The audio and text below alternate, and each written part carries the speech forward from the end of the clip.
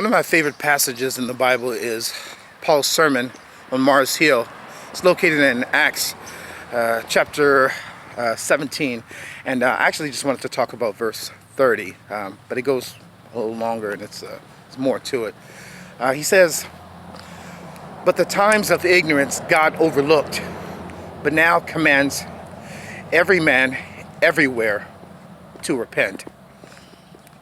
You know, one of the misconceptions that a lot of our Protestant evangelical churches have is, a lot of teachers and pastors, we offer this invitation to people at the end of the sermon and politely invite them to receive Christ.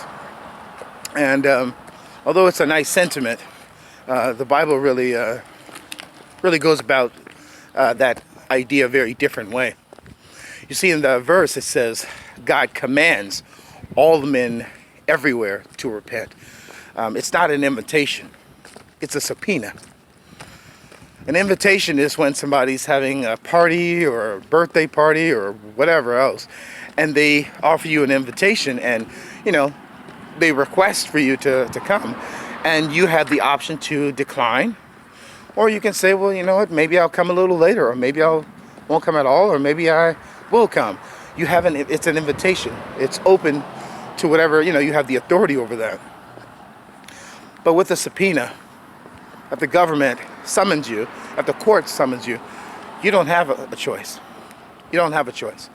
And I know that we like to offer and give this impression that God is sitting, waiting for everyone on the couch, and he's just twiddling his fingers, hoping that we choose him, when he commands everyone everywhere to repent. That's the Buddhist, that's the Hindu, that's the Christian who thinks they're a Christian and they're really a false Christian. It's the Roman Catholic, it's the person who's practicing Judaism. It's everyone. All men everywhere is commanded to repent.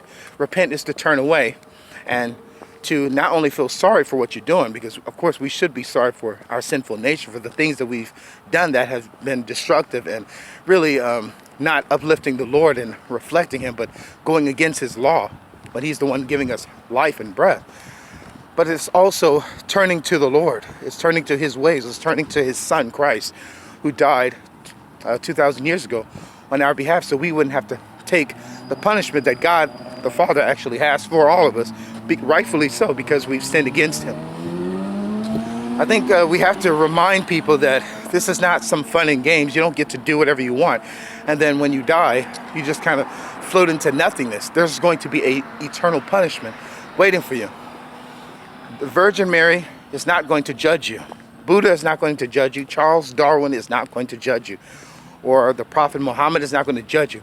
It's going to be Jesus Christ. And what you do with his name, what you do with that person, that historical figure, is going to have everything to do with what's going to happen to you in eternity.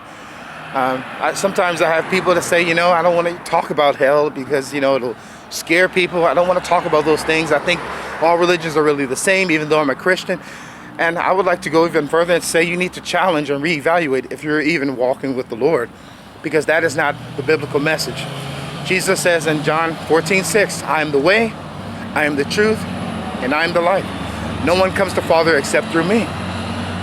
He didn't say the Virgin Mary, he didn't say the Pope, or he didn't say the bishops and all these other people in Mormonism, and he didn't say a prophet. It's Jesus. So what we do with Christ has everything to do with what's going to happen to us when we die. 10 out of 10 die statistically. That's a known fact. We all know that. We have to understand that Christ is going to be that judge. And he's going to be a just judge and give us exactly what we want, what we earned. In a way, we're actually going to get what we want. So if you don't want Christ, he's going to keep you away from him. And you're going to be separated from him for all eternity. So it's something that we have to take very seriously, and we have to stop sharing and preaching as if it's a preference thing. If you want Christ, you don't have to take him or not. We have to let people know that there's going to be consequences with their actions, and also consequences if they reject the Son of God. We don't have the option to really just discard Christ like he's some type of idol or something like that. He is the Son of God. It's because of him that we have breath, that we have life, that we have opportunity. So something to keep in mind, guys. God bless you guys, and I hope you were able to get something from this. Take care. I want to